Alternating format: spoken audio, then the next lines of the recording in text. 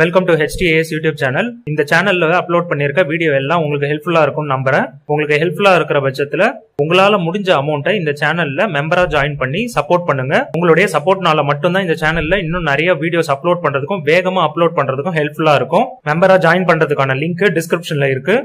இந்த வீடியோல 8th standard social history unit 1 உடைய எக்ஸ்பிளனேஷன் பார்க்க போறோம். Advent of the Europeans.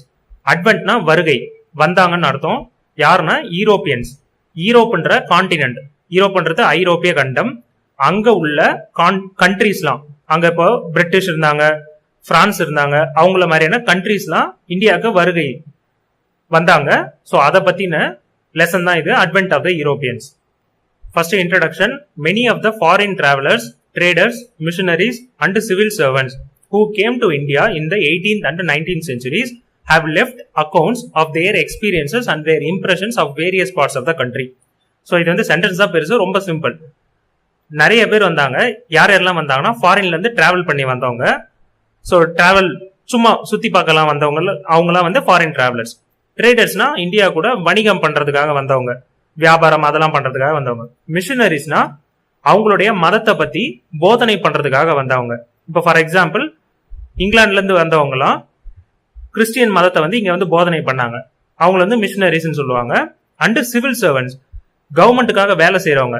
இப்போ பிரிட்டிஷ்காரங்க வந்து இந்தியா வந்து ஆட்சி பண்ணும்போது அவங்களுடைய கவர்மெண்ட்ல இருந்தவங்கலாம் வந்து இங்க வந்து நம்மள ஆட்சி பண்ணாங்க, அவங்க தான் civil servants. Who came to India, அவங்கலாம் இந்தியாவுக்கு வந்தாங்க. எப்போன்னா 18th and 19th centuries, அந்த டைம்ல நூற்றாண்டுல வந்தாங்க. அவங்க வந்து left accounts of their experience and their impressions.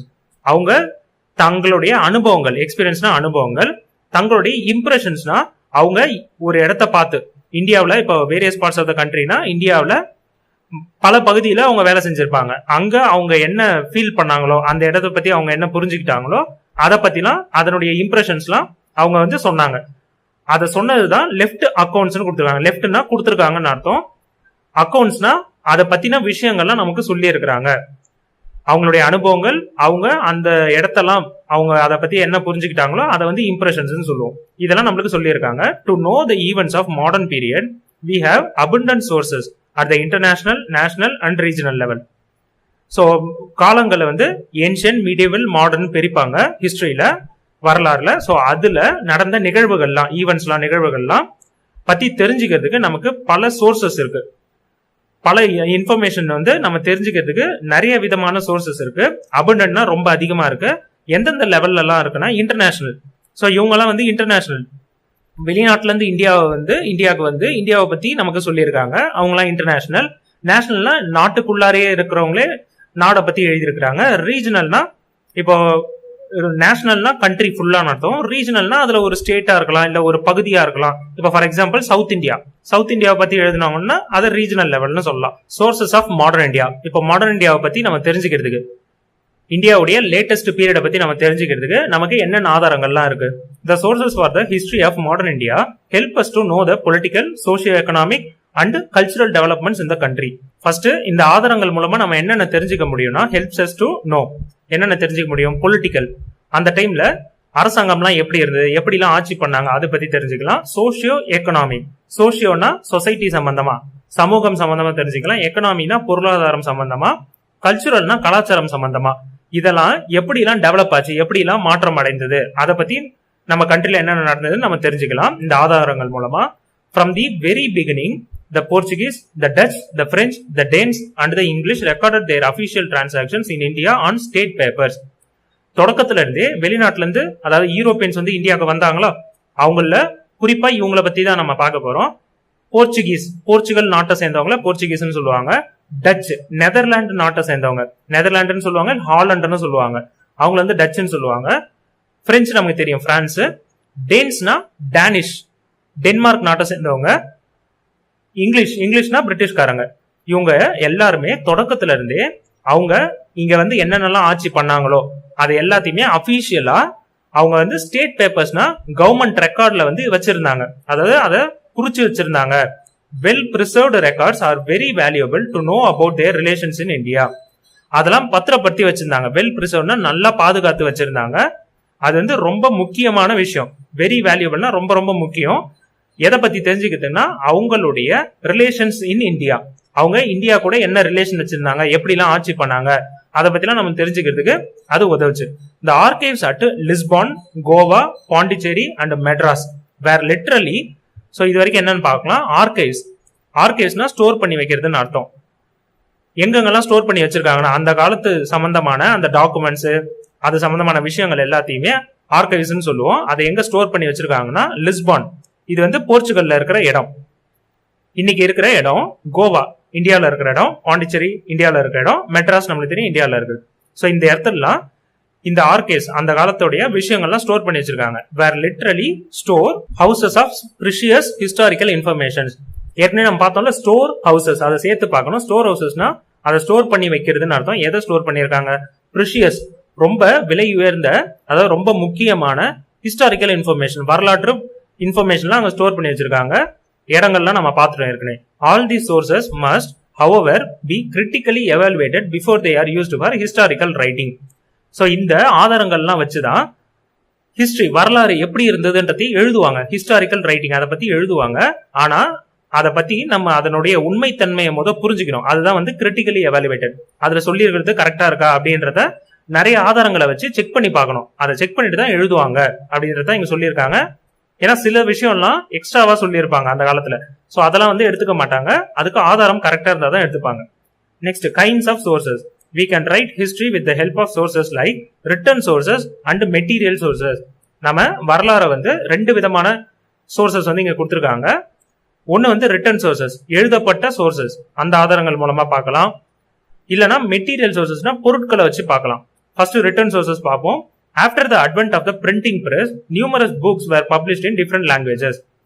So எப்போலாம் பிரிண்டிங் பிரஸ் வந்து ஆரம்பிச்சதோ, அட்வென்ட்னா அது எப்போ இந்தியாவுக்கு வந்ததோ அந்த டைம்ல இருந்து நிறைய புக் வந்து பப்ளிஷ் பண்ணாங்க. பப்ளிஷ்னா அதை வெளியிட்டாங்க, அந்த புக்கை வந்து பிரிண்ட் பண்ணி வெளியிட்டாங்க பல மொழிகள்ல. Hence people began to acquire knowledge easily in the fields like.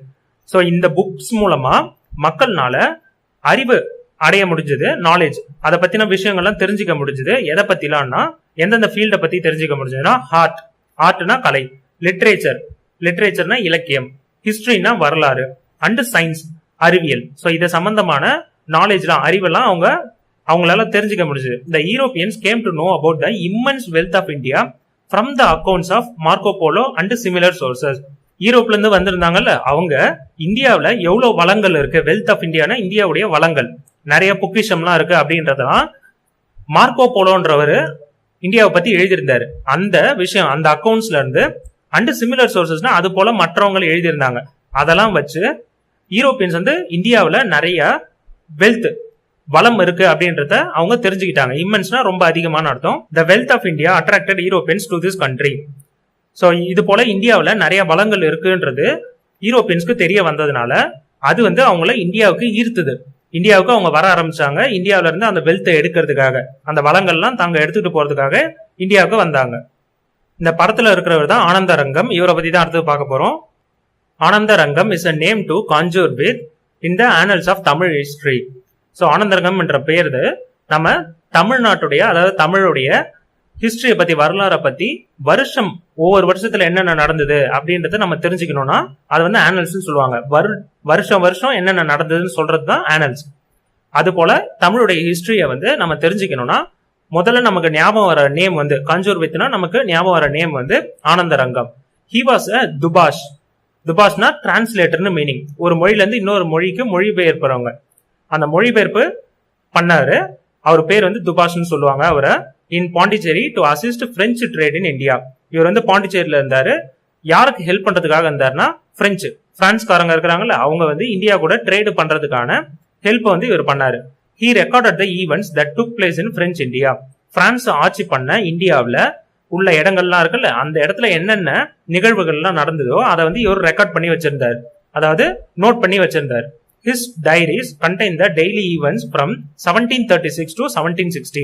இதான் சொல்றோம், வருஷம் ஒரு வருஷம் என்னென்ன நடந்ததுன்றத 1736 இருந்து 1760 வரைக்கும் இவருடைய டைரிஸ், இவர் எழுதி வச்சிருந்த குறிப்புகள்லாம் நமக்கு டெய்லி என்னென்ன நடந்தது அப்படின்றது வரைக்கும் சொல்லுமா. ஸோ அவ்வளோ வந்து அந்த டைரிஸ்ல இருந்துதான். Which are the only written secular record available during that period. So இது மட்டும்தான் ரிட்டன் ரெக்கார்ட்ல செக்யூலர்னா எந்த மதமும் சம்பந்தம் இல்லாத ரெக்கார்டுன்னு அர்த்தம். சோ சில பேர் வந்து மதம் சார்ந்து எழுதியிருந்தாங்கன்னா அதெல்லாம் சில பொய்யான விஷயங்கள்லாம் இருக்கும். அதனால செக்யுலர் ரெக்கார்ட்னா மதம் சாராத விஷயங்கள்லாம் இதுல இருந்தது. His diaries reveal his profound capacity for political judgement. அவர் எழுதின விஷயம்லாம் நமக்கு என்ன சொல்ல வருதுன்னா, ரிவீல்னா என்ன சொல்ல வருதுன்னா ப்ரொஃபவுண்ட் கெப்பாசிட்டி, அவருடைய அதிகபட்ச ரொம்ப அதிகமான திறமைகளை சொல்ல வருது. எது சம்பந்தமான அவருடைய பொலிட்டிக்கல் ஜட்ஜ்மெண்ட், அரசியல் சார்ந்த விஷயங்கள், எப்படி ஆட்சி பண்ணாங்க அதை பத்தின ஜட்ஜ்மெண்ட், அவர் முடிவு பண்ணதெல்லாம் அதுல தெளிவா சொல்றாங்க. அவர் சொல்றாரு and is a most valuable source of history. அது வந்து ஹிஸ்டரி வரலாறு பத்தின ரொம்ப முக்கியமான ஆதாரம். ரிட்டன் சோர்சஸ் இன்க்ளூட், ரிட்டன் சோர்சஸ்ல எதெல்லாம் அடங்கும்னு சொல்றாங்க. ஜென்ரலா லிட்ரேச்சர், இலக்கியங்கள், புக்லாம் எழுதியிருக்காங்கல்ல, சோ அது சம்பந்தமானதெல்லாம் லிட்ரேச்சர்ல வரும். டிராவல் அக்கௌண்ட்ஸ், இப்ப யாராவது டிராவல் பண்றாங்கன்னா பயணம், அவங்க பண்ற பயணத்தின குறிப்பு எழுதுவாங்க, அதுதான் டிராவல் அக்கௌண்ட்ஸ் சொல்லுவாங்க. டைரிஸ், டைரிஸ்னா சோ டெய்லி என்னென்ன நடக்குது அப்படின்றதெல்லாம் எழுதுவாங்க. ஆட்டோ பயோகிராபிஸ்னா, பயோகிராபினா யாராவது ஒரு தனி நபரை பத்தி எழுதுறதுதான் பயோகிராபிஸ். சோ அவருடைய வாழ்க்கையில என்னென்ன நடந்ததுன்னு எழுதுறது வந்து பயோகிராபிஸ். ஆட்டோ பயோகிராபினா ஒருத்தவரை பத்தி அவரே எழுதிக்கிட்டாருன்னா அது ஆட்டோ பயோகிராபி. நெக்ஸ்ட் பேம்ப்ளெட்ஸ், பேம்ப்ளெட்னா துண்டு பிரசுரம்னு சொல்லுவாங்க. சின்ன சின்ன பேப்பர்ல எழுதி கொடுக்கறது வந்து புக்கா இருக்காது, ஆனா பேப்பரா தனித்தனியா இருக்கும், அதுதான் பேம்ப்ளெட்ஸ். கவர்மெண்ட் டாக்குமெண்ட்ஸ், அந்த டைம்ல ஆட்சி பண்ணாங்கல்ல அந்த கவர்மெண்டோடைய டாக்குமெண்ட்ஸ். அதுக்கடுத்து மேனுஸ்கிரிப்ட்ஸ், மேனுஸ்கிரிப்ட்ஸ்னா கையால எழுதுனதுன்னு அர்த்தம். சோ இந்த இவ்வளவு விஷயங்கள்லாம் நமக்கு ரிட்டர்ன் சோர்சஸா இருக்கு. நெக்ஸ்ட் ஆர்கைவ்ஸ், இது நம்ம ஏற்கனவே இந்த வார்த்தை பார்த்திருக்கோம், அதாவது ஸ்டோர் பண்ணி வைக்கிற இடம்னு அர்த்தம். This is the place where historical documents are preserved. பிரிசர்வ்ட்னா அதை சேமிச்சு பாதுகாத்து வச்சிருப்பாங்க, அந்த பிளேஸ் தான் ஆர்கைவ்ஸ் சொல்லுவாங்க. ஹிஸ்டாரிக்கல் டாக்குமெண்ட்ஸ், வரலாற்றுடைய அந்த பதிவுகள் எல்லாம். The National archives of India, NAI ஷார்ட்டா சொல்லுவாங்க, is located in New Delhi. இது வந்து டெல்லியில இருக்கு. It is the chief store house of the records of the Government of India. Indian கவர்மெண்டோடைய ரொம்ப முக்கியமான எல்லா விஷயங்களும் ஸ்டோர் பண்ணி வைக்கிற இடம் இதுதான். It has main source of information for understanding past administrative machinery. So இது வந்து ரொம்ப முக்கியமான ஆதாரம். எதுக்குன்னா நம்ம பழைய காலத்துல எப்படி வந்து நிர்வாகம் பண்ணாங்க, நிர்வாக அமைப்புலாம் எப்படி இருந்ததுன்றதான் அட்மினிஸ்ட்ரேட்டிவ் மெஷினரின்னு சொல்லுவாங்க. அந்த அரசு வந்து எப்படி நிர்வாகம் பண்ணுச்சுன்றது நமக்கு இதன் மூலமா தெரிய வரும். as well as a guide to the present and future generations related to all matters. அது மட்டும் இல்லாம இது பிரசன்ட்ல எப்படி அந்த அரசாங்கம் பண்றாங்க அது சம்பந்தமான லிங்கும் கைடு, அதுவும் நம்மளுக்கு ஹெல்ப் பண்ணும் அதை பத்தி தெரிஞ்சுக்கிறதுக்கும். அது மட்டும் இல்லாம ஃபியூச்சர் ஜெனரேஷன்ஸ், இதுக்கப்புறம் வரவங்க வந்து இது சம்பந்தமா எப்படி பண்ணணும் அப்படின்றதுக்கும் இது ஹெல்ப் பண்ணும். இட் கண்டைன்ஸ் அத்தன்டிக் எவிடன்ஸ், அத்தன்டிக்னா ரொம்ப உண்மையான எவிடன்ஸ், அது எதுவும் பொய்லாம் இருக்காது. For knowing the political, social, economic, cultural and scientific life and activities of the people of India. இந்த வார்த்தைலாம் நம்ம ஏற்கனவே பார்த்ததுதான். ஸோ இந்த ஆர்கைவ்ஸ்ல இந்தியாவில் ஸ்டோர் பண்ணி வச்சிருக்காங்களே NAI, அந்த இடத்துல இருக்கிற எல்லா உண்மையான இன்ஃபர்மேஷனும் அந்த எவிடன்ஸும் ஆதாரமும் நமக்கு அந்த காலத்துல இருந்த அரசியல், சமூகம் சார்ந்தது, பொருளாதாரம் சார்ந்தது, கலாச்சாரம் சார்ந்தது, அறிவியல் சார்ந்தது, சயின்டிபிக் லைஃப்னா அறிவியல் சார்ந்த லைஃபும், அது மட்டும் இல்லாம ஆக்டிவிட்டிஸ், அது சம்பந்தமான செயல்பாடுகள். ஸோ இது எப்படி பார்க்கணும்னா political activities, social activities, economic activities, so இப்படின்னு எல்லாத்துக்கும் பார்க்கணும். பீப்புள் ஆஃப் இந்தியா, இந்தியாவில் இருந்த பீப்புள் வந்து எப்படிலாம் இந்த ஃபீல்ட்ஸ் எல்லாம் இருந்தாங்க. It is one of the largest archives in Asia. ஏஷியாவிலேயே, அதாவது ஏஷியா கான்டினென்ட்லேயே இது ஒன் ஆஃப் தி லார்ஜஸ்ட், இருக்கிறதுலே பெரிய ஆர்கைவ்ஸ்ல இதுவும் ஒண்ணு. George William Forrest can rightly be called as the father of national archives of India. So இந்தியாவில் அந்த ஸ்டோர் பண்ணி வச்சிருக்காங்கல்ல அது சம்பந்தமா ரொம்ப முக்கியமானவர் ஜார்ஜ் வில்லியம் ஃபாரஸ்ட்ன்றவர். அதனால இவரையே அதுக்கு ஃபாதர், ரொம்ப முக்கியமானவர், தந்தை அப்படின்னு சொல்றாங்க. நெக்ஸ்ட் தமிழ்நாட்டில் இருக்கிற ஆர்கைவ்ஸ், ஏற்கனவே இந்தியா ஃபுல்லான்னு பார்த்தோம், இப்ப தமிழ்நாட்டில் குறிப்பா பார்க்க போறோம். The Madras Record Office, presently known as Tamil Nadu Archives, TNA ஷார்ட்டா சொல்லுவாங்க, இஸ் லொகேட்டட் இன் சென்னை. சென்னையில இருக்கு இந்த தமிழ்நாடு ஆர்கைவ்ஸ் என்ற இடம். அதுக்கு இன்னொரு நேம் வந்து மெட்ராஸ் ரெக்கார்ட் ஆஃபீஸ். பழங்காலத்துல எப்படி சொல்லுவாங்க, பிரசன்ட்லி கரண்டா எப்படி சொல்லுவாங்க, தமிழ்நாடு ஆர்கைவ்ஸ் சொல்லுவாங்க. It is one of the oldest and largest document repositories in southern India. இந்தியாவுடைய சவுத் பார்ட்ல இது ஒன் ஆஃப் தி ஓல்டஸ்ட், பழைய கால, அதாவது பழைய நாட்கள்ல இருந்து இருக்கிற ரெபாசிட்டரிஸ்னா ஸ்டோர் பண்ணி வைக்கிற இடம்னு அர்த்தம். பெரிய இடமும் இதுதான், ஒன் ஆஃப் தி பழைய இடமும் இதுதான். ஸோ பழைய இடங்கள் வந்து நிறைய இருக்கு, நிறைய ஸ்டோர் பண்ணி வைக்கிற இடமும் இருக்குது, அதுல இதுவும் ஒண்ணு அப்படின்னு சொல்றாங்க. The most of the records இந்த Tamil Nadu Archives are in English. தமிழ்நாட்டில் இருக்கிற ஆர்கைவ்ஸ்ல நிறைய ரெக்கார்ட்ஸ் வந்து இங்கிலீஷ்ல தான் இருக்கான். The collections include series of administrative records in Dutch, Danish, Persian and Marathi. So இந்த சேமிச்சு வச்சிருக்காங்கல்ல அதை வந்து கலெக்ஷன்ஸ் சொல்லுவாங்க. சேகரிச்சு வச்சிருக்கிறது இல்ல. என்னென்னலாம் இருக்குன்னா அந்த நாட்கள்ல நிர்வாகம் எப்படி பண்ணாங்கன்றது சம்பந்தமான ரெக்கார்ட்ஸ், அது சம்பந்தமான கலெக்ட் பண்ண விஷயங்கள்லாம் இருக்கு. அது யார் சம்பந்தமானதெல்லாம் இருக்கு, எந்த மொழி சம்பந்தமானதெல்லாம் இருக்குன்னா டச்சு நாட்டு, டேனிஷ் நாட்டுக்காரங்களுக்கு, பெர்ஷியன்னா ஈரான், இன்னைக்கு ஈரான்னு சொல்லுவாங்க, அந்த நாடு சம்பந்தமான அந்த மொழி, மராத்தினா மகாராஷ்டிரால இப்போ மராத்தின்னு சொல்றாங்கல்ல அந்த மொழி. ஸோ இந்த மொழியெல்லாம் கூட அந்த கலெக்ஷன்ஸ்ல விஷயங்கள்ல இருக்கு. Few documents are in French, Portuguese, Tamil and Urdu.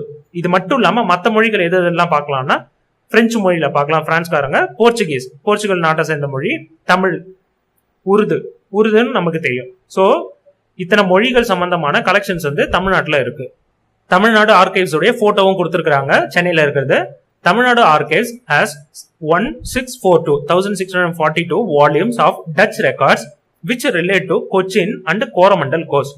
So touch நாட்டை சேர்ந்தவங்களுடைய அந்த ரெக்கார்ட்ஸ் இருக்குல்ல, அது வந்து கொச்சின்றது கேரளால இருக்கிற கோஸ்ட் ஏரியா, அந்த கேரளா பகுதியும், கோரமண்டல் கோஸ்ட்னா தமிழ்நாடு பக்கம் ஈஸ்ட் கோஸ்ட். ரொம்ப சிம்பிளா கொச்சின்றது வெஸ்ட் கோஸ்ட், கோரமண்டல்ன்றது ஈஸ்ட் கோஸ்ட். டச்சு நாட்டு, அதாவது டச்சுக்காரங்களுடைய ரெக்கார்ட்ஸ் வந்து இந்த ரெண்டு கோஸ்ட்டை பத்தியும் தமிழ்நாட்டுடைய ஆர்கைவ்ஸ்ல இவ்வளவு வால்யூம்ஸ் இருக்கு, அவ்வளவு தொகுப்புகள் இருக்கு. These records cover the period from 1657 to 1845. அது எந்த வருஷத்துல இருந்து எந்த வருஷம் வரைக்கும் சம்பந்தமான விஷயங்கள்லாம் கொடுத்துருக்குன்றத சொல்லியிருக்காங்க. The Danian records cover the period from 1777 to 1845. டேனியன்னா டேனிஷ் நாட்டுக்காரங்க, அதாவது நம்ம ஏற்கனவே பார்த்தது வந்து டச் நாட்டுக்காரங்க, இது வந்து டேனிஷ். இது ரெண்டும் வேற, கன்ஃபியூஸ் ஆயிடாதீங்க. இது டென்மார்க், டச்சுன்றது நெதர்லாண்ட்ஸ். டேனியன்னு சொல்லலாம், டேனிஷ்னு சொல்லலாம், இல்ல டேனியன்னு சொல்லலாம். Dodwell prepared with great effort and the first issue of the Calendar of Madras Records was published in 1917. டாட்வெல்ன்றவர் ரொம்ப சிரமப்பட்டு நிறைய வேலை செஞ்சு அவர் வந்து கேலண்டர் ஆஃப் மெட்ராஸ் ரெக்கார்ட்ஸ் அப்படின்றத இஷ்யூ பண்ணாரு, அப்படின்றத வெளியிட்டாராம். எந்த வருஷம்னா 1917. அதுக்கடுத்தது he was highly interested in encouraging historical researchers. இவர் வந்து பழங்காலத்தை பத்தி ரிசர்ச் பண்றதுக்கு, வரலாறு சம்பந்தமான ரிசர்ச் எல்லாம் பண்றதுக்கு, ஆராய்ச்சி பண்றதுக்கு எல்லாரையும் என்கரேஜ் பண்ணாராம். அதுல ரொம்ப இன்ட்ரெஸ்டடா he opened a new chapter in the history of Tamil Nadu archives. தமிழ்நாட்டுடைய ஆர்கைவ்ஸ் அது ஸ்டோர் பண்ணி வச்சிருக்காங்களா, அது சம்பந்தமான அந்த வரலாறு சம்பந்தமான விஷயங்கள்ல இவர் ஒரு புது சாப்டரே, புது செட்டையே ஓபன் பண்ணாராம். இது வரைக்கும் நம்ம பார்த்தது வந்து ரிட்டர்ன் சோர்சஸ், எழுதப்பட்ட விஷயங்கள், ஆதாரங்கள்லாம் பார்த்தோம். இப்போ மெட்டீரியல் சோர்சஸ். இப்போ ஒரு பில்டிங்கா இருக்கலாம், அதுவே ஒரு மெட்டீரியல் சோர்ஸ் தான். காயின், நாணயங்களா இருக்கலாம், அது ஒரு மெட்டீரியல் சோர்ஸ். அது மாதிரி இப்போ பார்க்க போறோம். இந்த படத்துல கொடுத்துருக்கிறது வந்து சென்ட் டேவிட் ஃபோர்ட், கடலூர்ல இருக்கு. ஸோ இதை பத்திலாம் நம்ம டீட்டெயிலா பார்க்கலாம். Many paintings and statues are the main sources of modern Indian history. So இந்தியாவுடைய மாடர்ன் ஹிஸ்டரியை நம்ம தெரிஞ்சுக்கிறதுக்கு சோர்சஸ், முக்கியமான சோர்சஸ்ன்னு பார்த்தோம்னா நிறைய பெயிண்டிங் இருக்கு, வரைஞ்ச விஷயங்கள்லாம் இருக்கு. அது மட்டும் இல்லாம சிலைகளும் இருக்கு, statues. They give us a lot of information on the achievement of national leaders and historical personalities. அந்த பெயிண்டிங் மூலமாகவும் அந்த சிலைகள் மூலமாகவும் நமக்கு நிறைய இன்ஃபர்மேஷன் தெரிய வரும். யாரை பத்தினா நேஷனல் லீடர்ஸ், இந்த நாட்டுக்காக வேலை செஞ்ச லீடர்ஸ் சம்பந்தமாகவும் அவங்க அச்சீவ் பண்ணதும் அதெல்லாம் நம்மளுக்கு தெரிய வரும். அண்ட் ஹிஸ்டாரிக்கல் பர்சனாலிட்டிஸ், ஹிஸ்டாரிக்கல்னா வரலாறு சம்பந்தமான பர்சன்ஸ், அந்த நபர்களை பத்தி நம்மளுக்கு தெரிய வரும். நேஷனல் லீடர்ஸ், தலைவர்கள் பத்தியும் தெரிய வரும், அந்த நாட்கள்ல இருந்தவங்களை பத்தியும் தெரிய வரும், முக்கியமானவங்க. Next historical buildings like Saint Francis church at Cochin. இப்போ பில்டிங்ஸ் எல்லாம் சொல்றாங்க, நம்ம ஏற்கனவே பார்த்தோம்ல சென்ட் டேவிட் ஃபோர்ட்னு படத்துல பார்த்தோமா, கடலூர்ல இருக்குன்ட்டு. அது மாதிரி நிறைய எக்ஸாம்பிள் கொடுத்துருக்காங்க. அது என்னன்னு பார்க்கலாம். கொச்சின்றது கேரளால இருக்கு, அங்க இருக்கிற சென்ட் பிரான்சிஸ் சர்ச். அதுக்கடுத்து சென்ட் லூயிஸ் ஃபோர்ட்ன்றது பாண்டிச்சேரியில இருக்கு. ஃபோர்ட்னா கோட்டை, சர்ச் நம்மளுக்கு தெரியும், கோயில்னு தெரியும், ஃபோர்ட்ன்றது கோட்டை. நெக்ஸ்ட் சென்ட் ஜார்ஜ் ஃபோர்ட் இன் மெட்ராஸ், இதுவும் நிறைய பேர் பார்த்திருப்பீங்க. சென்ட் டேவிட் ஃபோர்ட் கடலூர்ல இருக்கு. இந்தியா கேட் இது டெல்லியில இருக்கு. பார்லிமெண்ட் ஹவுஸ் டெல்லியில இருக்கு. பிரசிடென்ட் ஹவுஸும் நியூ டெல்லியில இருக்கு, எக்ஸெட்ரா. இது மாதிரி இருக்கிறது எல்லாமே அந்த காலத்துடைய பில்டிங்ஸ். இதுவும் நம்மளுக்கு ஒரு ஆதாரமா இருக்கு. Are different styles and techniques of Indian architecture. இதுல நம்மளுக்கு என்ன தெரிய வரும்னா, அந்த காலத்துல இந்தியன் ஆர்கிடெக்சர், அந்த வேலைப்பாடெல்லாம் பண்ணாங்கல்ல, அந்த பில்டிங் எல்லாம் கட்டினாங்கல்ல, அது பத்தின டெக்னிக்ஸும் அதுல நிறைய டிஃபரெண்ட் ஸ்டைல்லாம் இருக்கும். அதை பத்திலாம் நம்மளுக்கு தெரிய வரும். Other objects and materials of religious, cultural and historical value are collected and preserved in museums.